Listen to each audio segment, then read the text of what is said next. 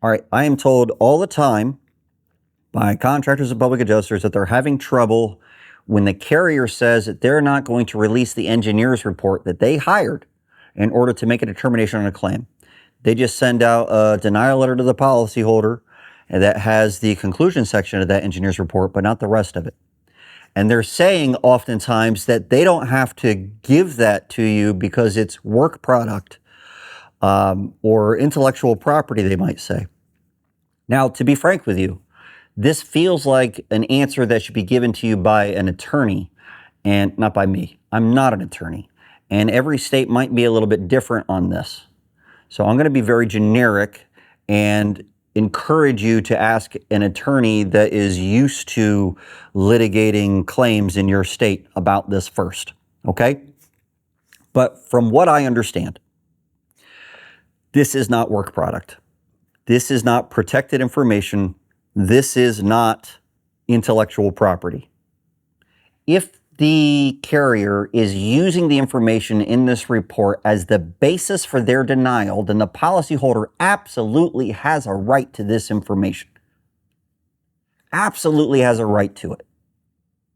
Because they need to see what this expert said that led to their conclusions, not just see their conclusions. And I can't tell you how many engineer reports I've read where the body doesn't match the conclusions. The conclusions seem to omit a few different words that change the result completely. Oftentimes it's there were cosmetic blemishes caused by hail in the body, and in the conclusions it'll say no hail damage was found because they define damage as being functional only.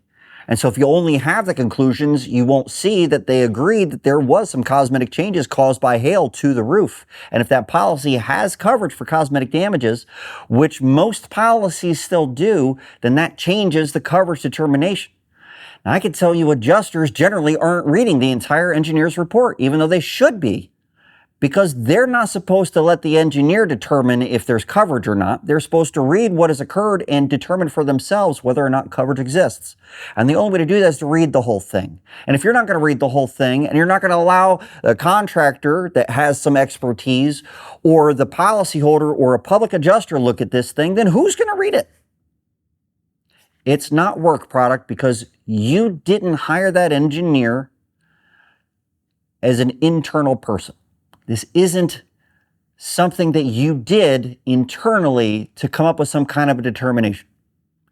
It's not protected information because it has nothing to do with the health of the individual.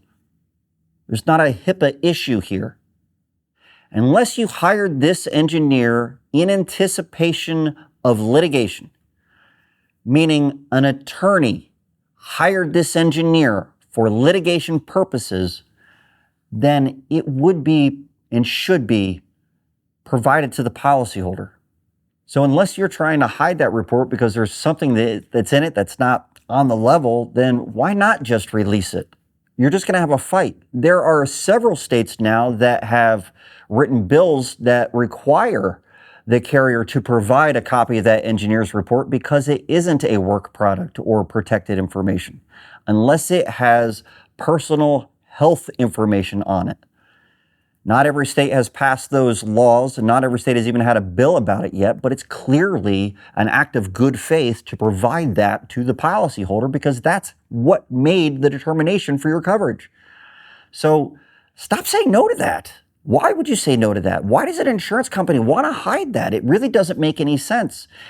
If you're an insurance adjuster and you're watching this video and you've told people, no, that's work product, why are you hiding it? Why does it matter?